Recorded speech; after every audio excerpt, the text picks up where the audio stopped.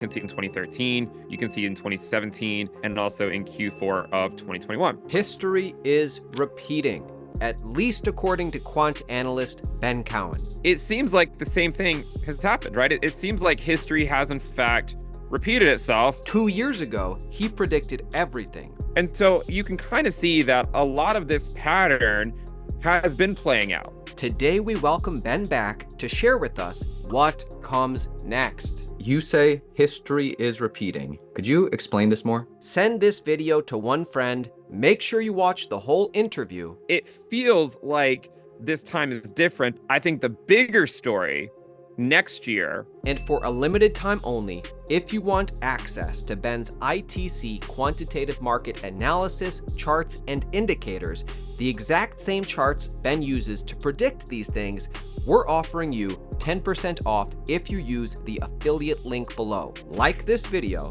Before we jump into Bitcoin and crypto, let's get Ben's thoughts on macro and the current state of the economy. Benjamin Cowen, the US economy and macro factors will decide how bullish Bitcoin's price can climb. So, before we jump into Bitcoin, how is the US economy right now? What are the general macro factors that are contributing to your thoughts on the economy, and where do you see this going? Again, before we jump into Bitcoin.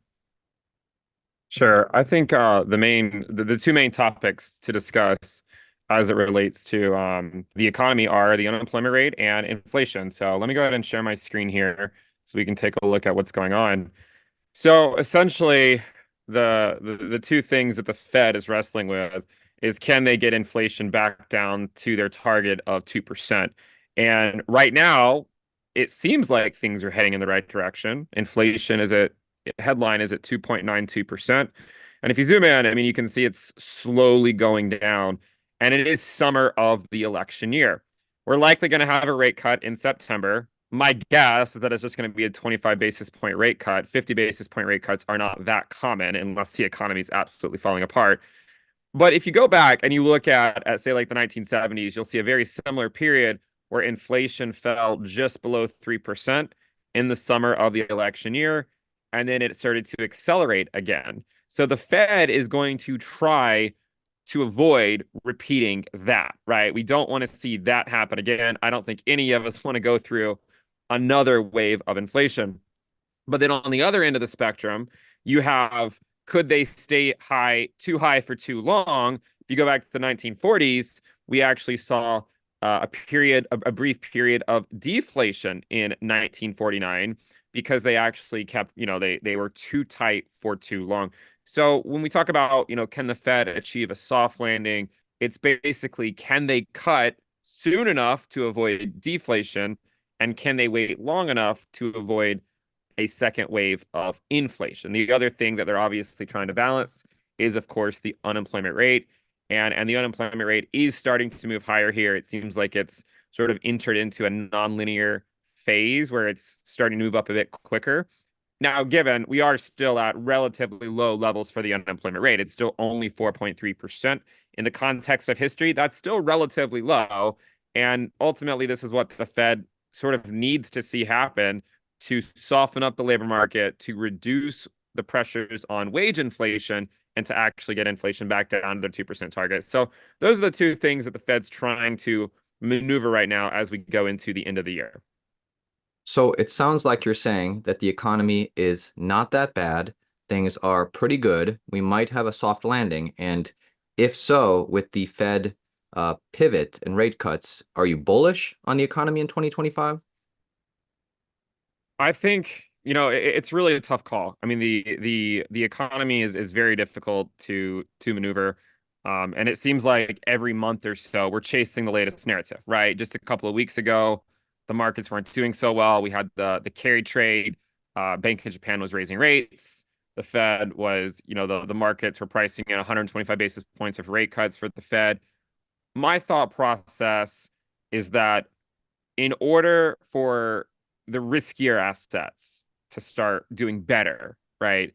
As kind of going back to sort of dominance and this sort of stuff, for that stuff to start doing better, we need to get to the point where the Fed is willing to loosen up monetary policy. And it seems like that is coming. Now, I should say, though, we saw the same thing happen in 2019, right? It does seem like history is repeating itself to some degree, where things got a little bit, the economy started to show some concerns. The Fed lowered rates, the crypto markets, kind of faded at the end of 2019. And then the next year, if you ignore the pandemic, right? I mean, that's kind of hard to predict in any model. But if you ignore that, then the markets did pretty well the following year. So, I mean, I think as far as crypto is concerned, I think that there will be still some headwinds ahead for the rest of the year. But hopefully, by the time they loosen up monetary policy, hopefully the signs are there that there's at least some type of a soft landing. But I mean, as always, it's, hard landings are possible and they can sometimes happen, as we saw in 2020. So you say history is repeating and Bitcoin in 2024 is like Bitcoin in 2019. Could you explain this more? Yeah, I think there's two things, right? There's the 4-year cycle, which I think all of us are very familiar with at this point, where Bitcoin tends to operate under these, under a fairly predictable 4-year cycle pattern. And essentially that pattern is where Bitcoin tops out in Q4 of the post-halving year, right? You can see it was in 2013, you can see it in 2017, and also in Q4 of 2021. And every cycle, at least, well, and maybe I shouldn't say every, but at least the last 2 cycles, about maybe, 1 to 2 years into the cycle, there's this discussion as to whether we're going to have a left translated peak, essentially where a peak comes much earlier in the cycle than people are thinking. And that discussion became a very hot topic back over here in March of 2024, the same way it did in June of 2019. You can see that both rallies were over 300%, about 350% or so. And it made people talk about, right, a left translated cycle where the peak comes a lot sooner. But one of the things that, I've talked a lot about is that what if the 4-year cycle is still intact, but the timing of the rate cut part of the cycle and how it affects crypto is just delayed, right? So instead of it occurring in the pre-halving year, like it did in 2019, where you had a sort of a very quick expansion followed by about 6 months of lower highs and lower lows, and then finally broke out of it. It seems like the same thing has happened, right? It seems like history has in fact repeated itself, where a lot of us get excited and people talk about a left translated peak where Bitcoin's going to go much higher, much sooner than people think. And then the market just sort of fades for a while and people wonder why. Well, I think it's playing out in a very, very similar fashion. And you can look at it on several different scales, right? Or several different metrics. For instance, one of the things that we saw happen was in 2019. Again, let's exclude the pandemic crash for a second. Let's just say, imagine that hard landing didn't happen. Essentially, what happened back then is Bitcoin topped and then it trended down for about 6 months. It was about 25 weeks or so. So if you take it from March of 2024, we've already gone down for about 23 weeks, right? And so you can kind of see that a lot of this pattern has been playing out. It feels like this time is different, but I think the reason it feels like that is because we just got so far ahead of where we normally are. And by the way, there's actually a lot of other things that happened exactly the same way. For instance, if you were to overlay gold onto the Bitcoin chart, there was a period in 2019, right, where gold broke out. And when it broke out, it marked, if you want to call it the mid-cycle top for Bitcoin, where it faded for about 6 to 9 months. Same thing happened this cycle, right? Gold broke out in March, and that essentially marked what you might call the mid-cycle top. And so I think a lot of this is playing out in the same way. And in fact, one way to visualize this that I think everyone could appreciate is if you look at the ROI of Bitcoin from the low in 2022 and you compare it to, say, similar lows in 2018 and 2014, you can actually see that Bitcoin is essentially right where it always is around this time in the cycle. Now, if you measure it from the peak, you can see that it's actually still above where it is at this point in the cycle. In fact, the last 2 cycles, as measured from the peak, Bitcoin was still about 45% below the all-time high.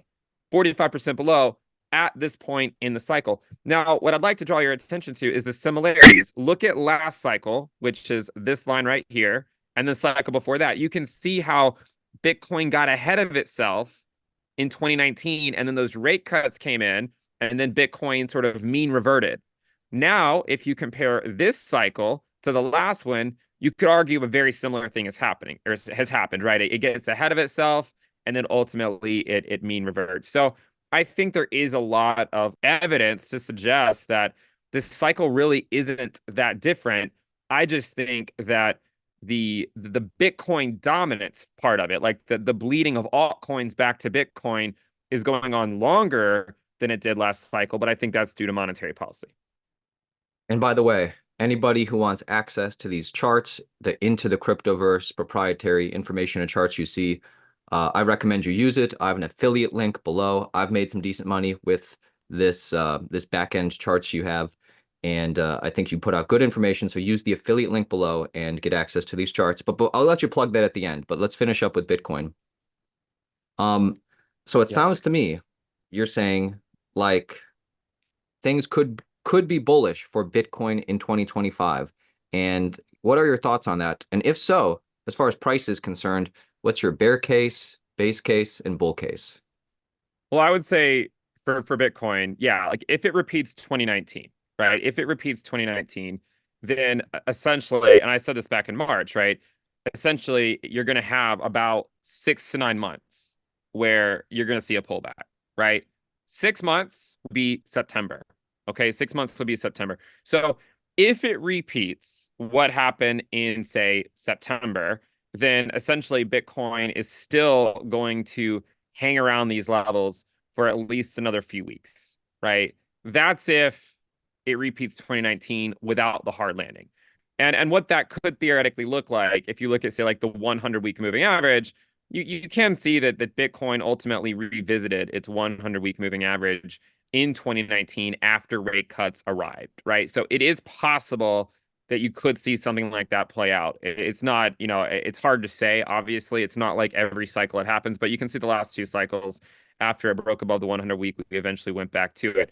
But I would say in 2025, right, if this all plays out and, whether you get a hard landing or not, I mean, you can see that we did get a hard landing in 2020. Whether you get a hard landing or not, there likely is going to be, the Fed coming back to try to save the day. We'll see how successful they are. But I think the bigger story in 2025, I mean, look, Bitcoin has gone on a great rally so far, right? It's up 350% from the lows, essentially. It's done really, really well. But, and I've talked about this on your channel a lot, I think the bigger story next year will actually be, while Bitcoin could go up, I think the altcoin market will likely outperform Bitcoin next year. And I don't say that lightly, right? I don't say that lightly. I mean, I've been on the Bitcoin dominance train for a long time, but I think we need to spend, at least 1 to 4 more months, either September through December. I think Bitcoin dominance will top. And then next year, you'll see altcoins likely lead, right? You'll see those go up against Bitcoin. And that's really what I think the real story will be next year.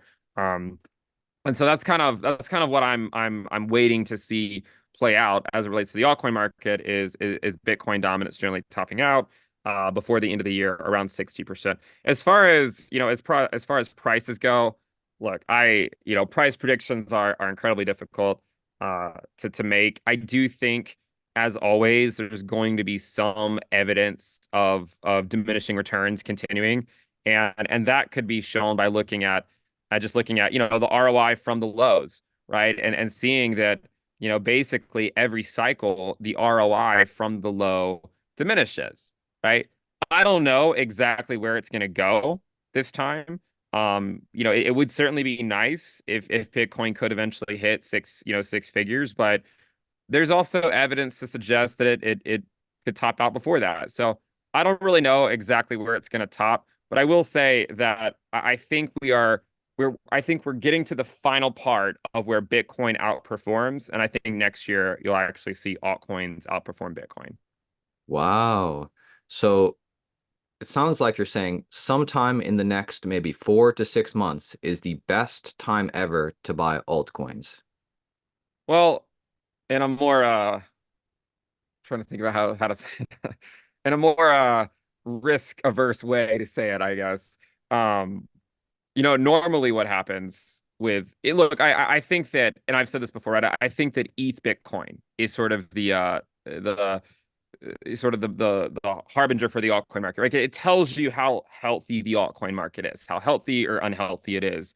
And what I'm looking at right now as it relates to Ethereum, because I mean, there's no doubt about it that Ethereum has really underperformed Bitcoin for the last, 2.5 years, right? I mean, really, especially since the merge, um, ETH has underperformed Bitcoin. But what I want to draw your attention to, and I think it's important to understand the altcoin market by looking at this metric. ETH has gone through this same pattern with Bitcoin two times before, where it sets a low, and after setting that low, it bounces to a double top and then comes back down and eventually breaks below that low. And you can see that it broke below it in November 2016, and then it broke below it in July of 2019. And then ETH Bitcoin then bottomed out within 1 to 2 months, right? So in 2016, it bottomed out 1 month later. In 2019, it bottomed out 2 months later. That doesn't mean that ETH USD has to immediately go up, right? And I want to be clear about that. I'm not saying that it will. And in fact, honestly, I think there could be a little bit more pain for Ethereum before we see it hopefully rebound into 2025. And the reason I say that is because a lot of people have wondered, like, why is Bitcoin gone to new all-time highs, but Ethereum has not, right? Why has Bitcoin done so well? And again, it's basically people taking on the lower risk asset, Bitcoin. They're more worried about the higher risk assets because they don't know, exactly how much the Fed's going to cut rates, if it's going to lead people to take in more risk. But here's a really interesting chart. If you look at Bitcoin and you see what had to happen before it went to a new all-time high, you can see that it actually went to its lower logarithmic progression trend line, right? So it did that back in 2022. It actually went below it, kind of like it did over here in 2020. And so after it went there, then Bitcoin put in new all-time highs. Now, if you look at Ethereum and you look at the same type of trend line, the logarithmic regression trend line, what you'll notice is that ETH actually never went down there. And what's fascinating is that the last two times that ETH Bitcoin broke down, 2016 and 2019, after that happened, after ETH Bitcoin broke down, ETH USD then fell to the logarithmic regression trend line. And then once it fell down there, it then got a big bounce out of it. Now look at the difference, right? Look at the difference. In 2016, it had a move all the way down here in August of the halving year. This wick right here is August of the Bitcoin halving year.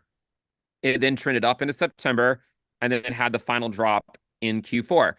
Last cycle, after ETH made this same move, it also happened in August. It was just the August of the pre-halving year. That was when rate cuts were occurring. And then you can see that as you got out into Q4, ETH USD fell to the bottom. But my point is this. When it happened in 2016, ETH USD dropped and then had a big rebound out of it, right?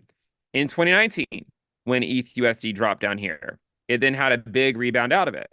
So you have to wonder, right? Is it just going to do the same thing where it gets this drop down and then just gets a big rebound out of it into 2025?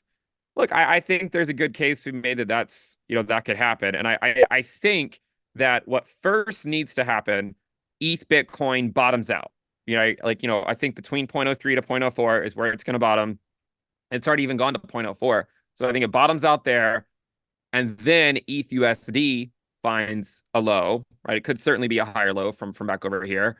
And then in 2025, ideally the riskier stuff then starts to outperform. But again, I still think we're a few months away from that. And, altcoins really rallying hard. That makes sense to me. I mean, in 2025, after Bitcoin clearly breaks over its all-time highs, Arthur Hayes from BitMEX said recently that he thinks only after Bitcoin clears 70K and Ethereum reclaims 4K, we're going to see a massive alt season. And I think we see that almost every cycle where Bitcoin breaks all-time highs. People who have been in the market for a while feel this wealth effect where it's like, well, I'm not getting the returns that I used to be getting with the higher caps. I'm going to put some of that money into lower caps. Plus, new people coming into the market are thinking, oh, I missed out on Bitcoin or Ethereum. I need to like put it in the more degen plays, and you just get this like massive alt cycle. Yeah, I mean, look, it's honestly it's pretty clear, right? I mean, your two last alt seasons were in the post-halving year, right? This is the Bitcoin dominance yearly candles, right? So if you're wanting alt season, you want to see Bitcoin dominance go down, right? The last time you had a big yearly candle where dominance went down was the post-halving year of 2021. The time before that was the post-halving year of 2017. So look, three green, 3 year. Basically, what happens is that you're right. I mean, you basically said it. I don't really think I could say it any better. Essentially, what happens is that people that were riding the Bitcoin train during tighter and tighter monetary policy, they know what's up with the crypto markets. But then when you get to the post-halving year and you get to looser monetary policy and all that good stuff, altcoins outperform. So then you get a lot of new retail investors that come into the market, right? You get a lot of new retail investors, and then those investors only ever see Bitcoin dominance go down. 2017 and 2021. So then when you get out to, 2026 and 2027, those people are likely going to think that Bitcoin dominance will keep going down, but in reality, you're likely just going to see the same thing repeat. By the way, there's been this interesting discussion recently as to whether what we just saw in March of 2024 was similar to 2021. And I actually don't think so. I really think they look a lot different to me. And the reason for that is if you look at like the social risk, and this is something we've talked about on your channel before. Um, you can see pretty clearly that retail is just not here in the same way that they were here back in 2021 or in 2017. This is loading right now, so it'll take a few seconds. We're loading in a lot of channels, but these are new YouTube views to crypto YouTube channels, including your own, by the way. And you can see that in 2021, these the collective views for all these channels were averaging around 3 to 4 million a day. Today, they're averaging around 800,000 a day. So you're essentially looking at 1/5 of the interest that we had in 2021. And the reason why that's important is because if you sort of plot this out, you normalize it, you account for just increased interest overall because you just have, there's always going to be some level of adoption. You get a chart that also looks like 2019, right? Where this sort of this intermediate rally, the QT, the quantitative tightening side of the cycle, the rally by Bitcoin, it gets some interest, but then that interest just sort of goes back down. And then it was the following year where looser policy arrives, lower rates, quantitative easing. That's where retail comes back. That's where Bitcoin dominance goes down, and that's where alt season occurs. So my best guess for when alt will outperform Bitcoin is going to be 2025. And it doesn't mean that, you have to wait until 2025 to see them bottom out against Bitcoin. I think it could happen, as early as September, but I do think, you can kind of see how the market is setting up in the same way it did last cycle. I just think the thing that has thrown people a curveball this cycle is that where rate cuts are happening, right? Last cycle, it was in the post-halving or the pre-halving year. This cycle, it's in the halving year. Ben, please plug your Into the Cryptoverse indicator. It looks to me like I can't wait to see the YouTube metrics. I can't wait to see that spike for all of us again. And then at that time, you might have to consider, are we reaching a cycle top? So if you want to stay in tune with that and all the other things on your charts, make sure you follow Ben for sure, because he covers this stuff all the time. But also, if you want to have access to these charts, I have an affiliate link below. I've made some decent money using ITC. Anybody can level up their game using this. So please, Ben, why would somebody want to use your indicator?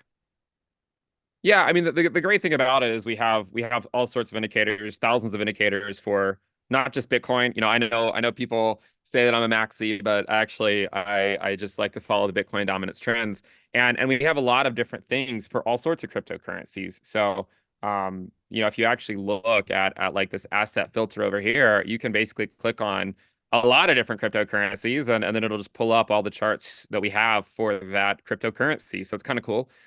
Furthermore, we have risk metrics that you can use to, navigate the cryptoverse. And that way, and this is really, I think, the way to be successful in crypto is to not try to figure out exactly where the economy is going to go or try to figure out, what exactly is going to happen tomorrow, but just say, you know what? There's a risk level that I'm comfortable buying up to. And then once it goes above a certain risk level, above that, I'd want to sell. And everything else is noise, right? Everything else is noise. And so I think this is a really great way to navigate the crypto markets. Like, when it's blue, it's a better time to DCA. When it's red, it's a better time to sell. And then obviously you have everything in between. But yeah, we have that. We also have a lot of stuff for stocks and the macroverse if you are interested in that. And we'll continue to build it out every single week. And make sure you use our affiliate link below if you want 10% off your first month or whatever, the first time you buy. Ben, thank you so much for coming on today. Really like what you do on your channel. It was awesome seeing you at Bitcoin Nashville. Final thoughts for the Altcoin Daily audience. Yeah, I mean, my final thoughts are just that, it's been a long journey. I think a lot of people would do a lot better in the crypto markets if they valued their portfolio in terms of its Bitcoin valuation. I think a lot of things start to make more sense once you do that. But yeah, we'll see how the rest of the year shapes up and see if things look better starting in 2025. Thanks, Ben.